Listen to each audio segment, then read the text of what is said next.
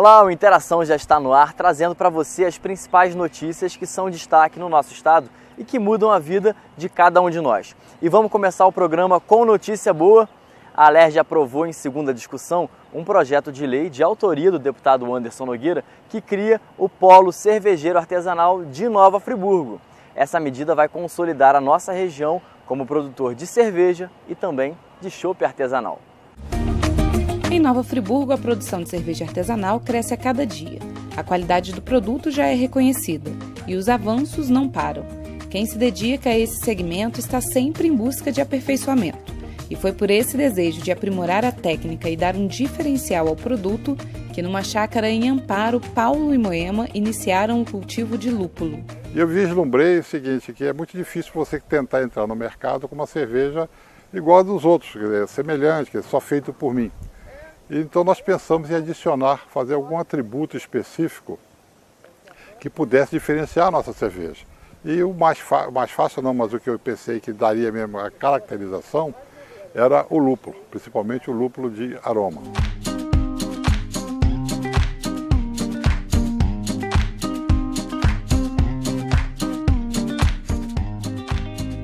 Eu tenho me focado mais nas variedades que são chamadas variedades nobres, que são as variedades mais aromáticas, né? Que dão imprime uma característica bem definida à cerveja. E é isso que a gente tem feito, né? E agora a gente está aí com umas 16 variedades de lúpulo, a maior parte puxando para o aromático, uma ou outra mais o lúpulo com um amargor mais alto, até para testar. E tem dado certo. A produção de lúpulo no Brasil é recente. Por muito tempo prevaleceu o mito de que a planta de origem europeia não se adaptaria ao clima do país. Mas assim que as experiências de sucesso foram realizadas em uma fazenda na Serra da Mantiqueira, outras iniciativas se espalharam. Em Nova Friburgo, o lúpulo produzido por Paulo e Moema deu certo do plantio à cerveja e foi além, despertando a atenção da comunidade acadêmica. A gente tem um contato de uma parceria com a Universidade Federal de Viçosa e a Universidade Federal do Espírito Santo, a professora Patrícia, que ela se interessou e ela começou a analisar. Inclusive, esse primeiro trabalho ela já publicou o ano passado de características físico-químicas do lúpulo produzido no Brasil. Então foi um trabalho muito bom.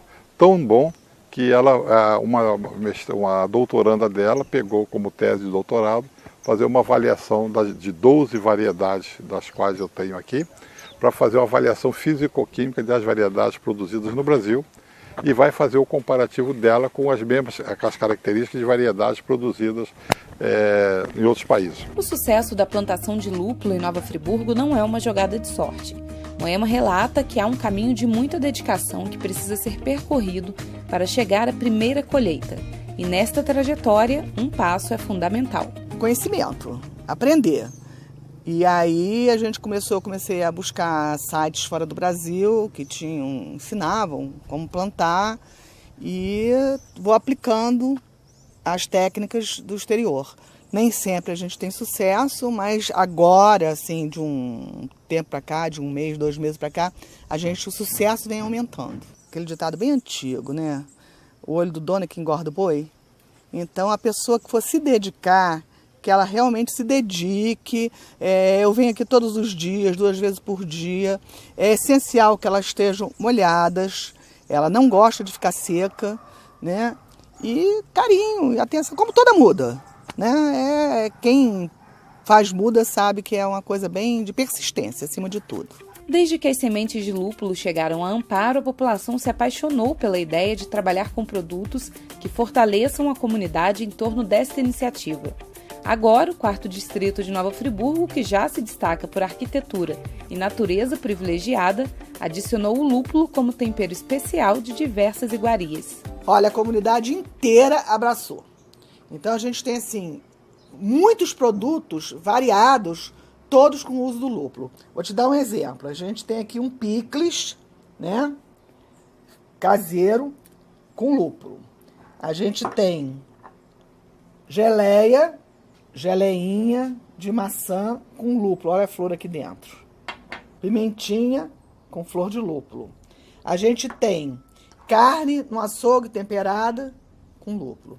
A gente tem crochê, toalha, mesinha, pano de prato, esses centros de mesa com florzinha de lúpulo. A gente tem essência, tanto perfume para nós mulheres, como para essas essências para casa, com a florzinha de lúpulo. Essas aqui, para você ter uma ideia, elas levam de 6 a 8 meses para se fazer. Então, todo o pessoal da comunidade aqui se preparou para trabalhar com lúpulo. É uma ideia da comunidade de Amparo, da Associação de Moradores aqui, da SAMAN, que abraçou todo esse trabalho.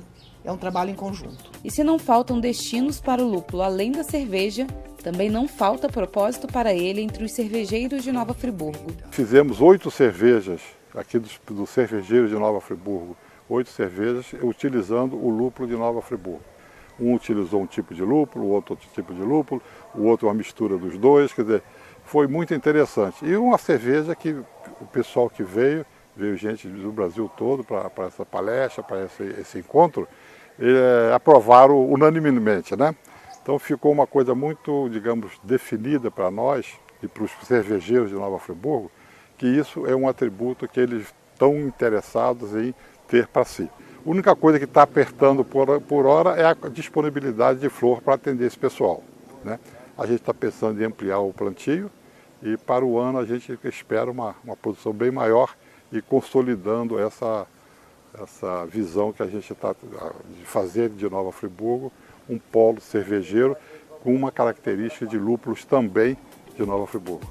Para somar ao trabalho dessa consolidação, o deputado estadual Anderson Nogueira desenvolveu uma lei que torna Nova Friburgo polo cervejeiro artesanal. Esse polo é fundamental para a região, abrange a toda a bacia hidrográfica Rio dos Rios, gera uma grande oportunidade da produção da cerveja artesanal. Nova Friburgo hoje já se destaca. E no mais, também destacar a produção de lúpulo. Nova Friburgo é o primeiro município do estado do Rio de Janeiro, um dos primeiros do Brasil a ter a produção do lúpulo, que é a essência fundamental da produção de cerveja.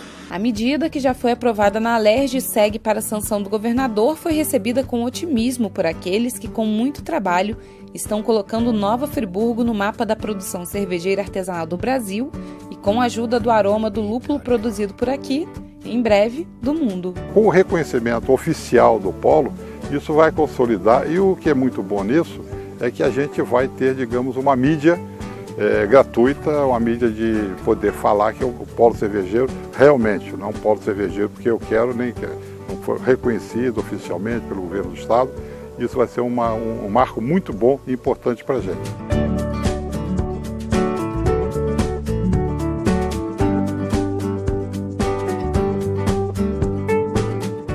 Foi aprovada em primeira discussão na Alerj uma lei também de autoria do deputado estadual Anderson Nogueira, que estabelece a utilização de pregão eletrônico para serviços contratados pelos municípios fluminenses que utilizam verba estadual.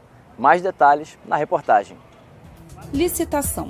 Você pode não saber exatamente o que é, mas com certeza já ouviu essa palavra por aí.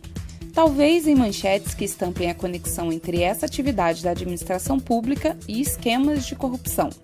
Mas apesar de chamar a atenção por aspectos negativos, a verdade é que a licitação é um dispositivo constitucional que tem por objetivo garantir justamente a ética na utilização de verbas públicas em compras e contratação de serviços.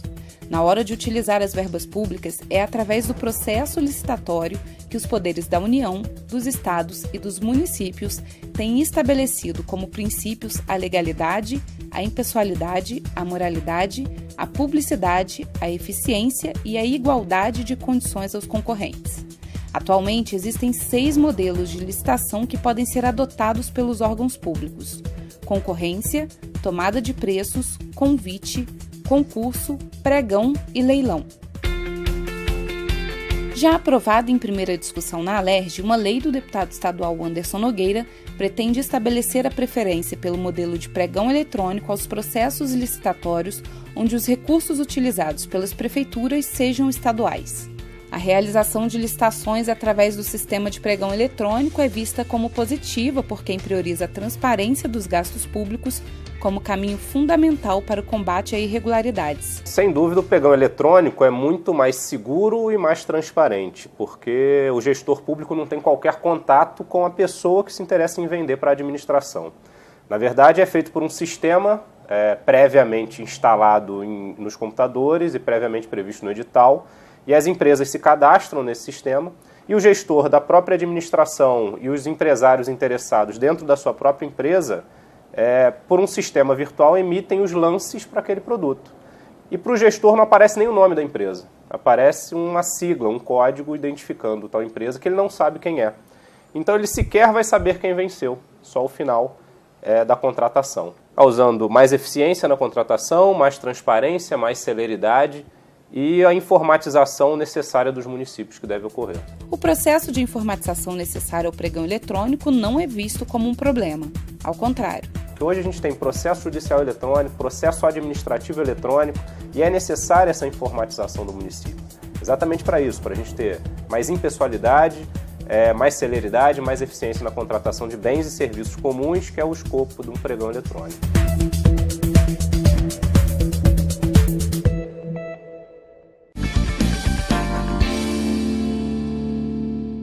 Agora você pode ter mais informações sobre o nosso trabalho no site andersonnogueira.com.br, uma ferramenta dinâmica e democrática. No espaço, mantemos em destaque as principais ações. Disponibilizamos também notícias atualizadas sobre o trabalho do parlamentar. Se estiver procurando algo específico, basta acessar a nossa busca rápida. Mas você também pode fazer um tour pelo site para conhecer tudo o que disponibilizamos. Acesse e confira.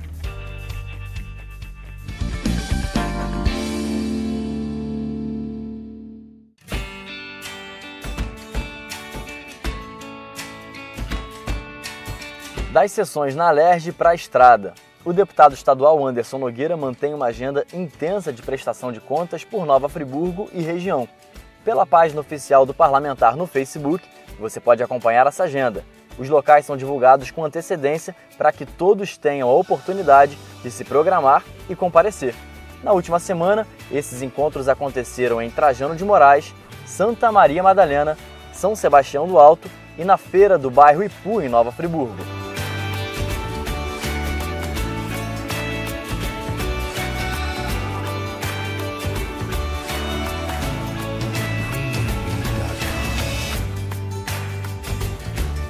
Uma iniciativa do deputado estadual Anderson Nogueira pretende criar mecanismos que auxiliem na inclusão do jovem no mercado de trabalho. Confira. O Brasil chegou a maio de 2018 com mais de 13 milhões de pessoas desempregadas. O número alarmante é fruto da crise política e econômica que o país atravessa, e em alguns estados esse problema é intensificado, como é o caso do Rio de Janeiro e seus 92 municípios. Não bastasse a instabilidade econômica do presente, alguns fatores preocupam já para o futuro. Em todo o mundo avança a substituição do trabalhador por máquinas, robôs e sistemas cada vez mais independentes de manutenção humana. São postos de trabalho que desaparecem e não são criados em mesmo número num novo segmento. O mundo está mudando e esse avanço é irreversível. Por isso, cada vez mais é preciso desenvolver, através de políticas socioeconômicas, mecanismos de acolhimento, inserção e reinserção da população neste mercado de trabalho que se move em direção a descobertas e transformações. E em meio a todo esse turbilhão, uma antiga questão ainda figura entre as mais desafiadoras: o primeiro emprego e a busca de uma mínima estabilidade financeira durante a juventude. É dos 15 aos 24 anos que enfrentamos uma transição que afeta amplamente nossa rotina. É nessa idade que o indivíduo vai de consumidor a produtor. O nível de cobrança social aumenta radicalmente, mas não há uma contrapartida que gere oportunidades na mesma proporção em que chegam as cobranças. Atualmente, no Brasil, cerca de 34 milhões de indivíduos passam por essa transição. No estado do Rio, acaba de ser aprovado em primeira discussão na Alerj um projeto que pode auxiliar nessa complexa trajetória da juventude. Trata-se da elaboração do Selo Jovem. A lei de autoria do deputado estadual Anderson Nogueira foi elaborada para reforçar no âmbito estadual as diretrizes da legislação federal que criou o Estatuto da Juventude. Com a elaboração do selo jovem, o governo estadual poderá conceder incentivos a empresas que tenham uma política voltada para a juventude no mercado de trabalho. A proposta é que esse incentivo seja aplicado de formas diversas. A própria atribuição do nome da empresa a essa política socioeconômica já tende a destacá-la no mercado como uma empresa que contribui para o desenvolvimento do Estado através de oportunidades criadas para acolher e inserir a juventude nos 92 municípios do Estado. Para um mercado de trabalho que se move e se transforma na mesma velocidade, medidas como essa são fundamentais para dar estabilidade ao desenvolvimento econômico da nossa juventude.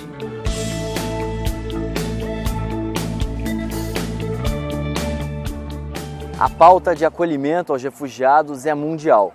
Diversos países trabalham na construção de políticas públicas que fortalecem caminhos para solucionar os graves problemas que essas pessoas vivenciam. No estado do Rio, o deputado Anderson Nogueira está à frente de importantes batalhas relacionadas ao tema. E foi sobre isso que o deputado falou no programa Papo de Juventude. Confira. Deputado, eu abri esse programa falando desse projeto de lei que é de sua autoria, né, aqui na casa, que está tramitando, está sendo debatido aqui na Alerj. Um projeto importantíssimo para dar mais amparo a esses refugiados que já sofrem com tantos problemas, né, deputado? E chegar aqui, ter essa oportunidade de entrar no mercado de trabalho para não ter esse custo, né, é de extrema importância. Esse projeto, ele é muito especial porque ele é um olhar para a humanidade. E especialmente traz também uma reflexão de que todos nós, independente de onde nascemos, independente das divisões por linhas imaginárias de territórios, somos humanos. E como humanos estamos no mesmo barco. Esse barco se chama Planeta Terra. E se esse barco afundar, todos nós, independente de refugiados ou não, independente das nossas condições, vamos afundar juntos. Então, para quem está assistindo a gente entender esse processo de revalidação do diploma, são várias taxas, né, que essa pessoa tem que pagar para conseguir fazer valer aqui no Brasil, aqui no estado do Rio, né, no caso, esse diploma. Taxas que podem chegar, no final das contas, a R$20 mil, por exemplo. É muito caro. Né? Imagine só uma pessoa que sai do seu país de origem, deixa de lado sua história de vida, suas vivências, tem que deixar muitos familiares, amigos, e com nada, chega ao país só com a roupa do corpo e olhe lá. Né? E essas pessoas precisam de acolhimento e o conhecimento que elas adquiriram precisa ser respeitado por onde elas chegam. Né? Porque é uma questão de dignidade também, não é só para exercer a profissão, é uma questão de dignidade. Então, nesse sentido, para o refugiado que chega sem nada, como que ele paga, às vezes, taxas que podem ser até menores dependendo da situação, mas que já é muito para ele. E para o Estado é algo absolutamente insignificante. É algo que para o Estado não onera o orçamento. Não onera o Estado. Então, a justificativa de que não há orçamento para isso é uma falácia, uma insensibilidade, uma incompreensão e, inclusive, vejo, Priscila, como uma falta de visão. Sim. Porque se você tiver uma visão mais ampla, é melhor o Estado ajudar essa pessoa a andar com suas próprias pernas e ser colocado no mercado de trabalho, do que o Estado ter que, às vezes, chegar com o aparato de assistência social. Então, ou seja, é um gasto muito maior para o Estado da assistência do que exatamente deixar essa pessoa caminhar com suas próprias pernas. Oscar, vamos começar com você. Conta um pouquinho, até quanto tempo você está aqui no Brasil? Estou aqui já há 4 anos, morando aqui no Rio de Janeiro. E eu sou advogado, tenho 31 anos. Eu comecei a pesquisar sobre a revalidação do diploma e acabei desistindo pelas taxas, pela dificuldade, e que no momento não tinha possibilidade de arcar com todo esse processo. Então acabei indo para outro tipo de trabalho. Hoje você totalmente faz distinto. O quê? Aqui no Rio de Janeiro eu já trabalhei em hotéis, já trabalhei em hostales, restaurantes, agora estou trabalhando com construção.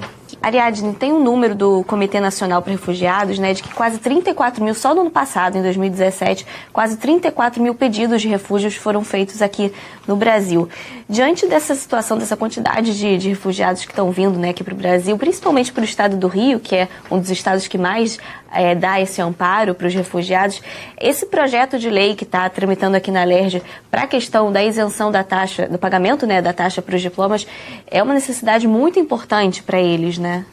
Sim, houve muitas vezes dos refugiados, solicitantes de refúgio, relatos dizendo assim que já tiveram que sair do seu país, né? Deixaram sua casa, deixaram sua família, deixaram seus afetos, suas memórias, e que quando vem para o Brasil às vezes tem que deixar até sua profissão, né? Que foi aquilo que você escolheu ou que, enfim, foi trilhando para poder efetivar como seu trabalho, como seu ofício. Então, viabilizar o trabalho, de acordo com o interesse do refugiado, também garantir um parâmetro de tratamento digno para essas pessoas, né? Marcos Vinícius, você é parlamentar juvenil, já participou aqui do Parlamento Juvenil, né, aqui na LERJ, e já visitou a Cáritas. Como que foi essa sua visita lá? O que você sentiu tendo esse contato com esse povo que tem tanta história, né? Abriu, né, um leque de conhecimentos da forma de legislação, da forma humanitária, de como eles devem ser tratados e de que eles não devem ser excluídos pelo fato de não terem nascido no nosso país, né? Nós somos humanos e aceitar eles é um ato de humanidade, não simples política, né, necessariamente. Esse é o pensamento, né, deputado, que tem que ter de humanidade mesmo. Eu conheci a Cáritas porque, como coordenador do Parlamento Juvenil, nós queríamos trabalhar 3 situações, né, sociais: refugiados, negros e indígenas. E a gente dividiu o grupo Parlamento Juvenil em 3 para conhecer e depois compartilhar essas experiências. Então, mais vezes esteve no grupo, que foi a Cáritas, e a gente fez a visita antes do próprio parlamentares juvenis conhecerem. E aí isso já me impressionava e me impressionou mais ainda, porque eu tive a possibilidade de conversar com várias pessoas que estavam lá no dia, né, numa roda de conversa, principalmente africanos, né, e me emocionou muito, e a gente começou a trabalhar essa pauta da questão dos refugiados, e o primeiro foi esse projeto de lei da revalidação do diploma. O nosso tempo acabou e hoje a gente fica por aqui, mas a interação segue nas redes sociais oficiais do deputado estadual Anderson Nogueira. Fique de olho, um abraço e até a próxima!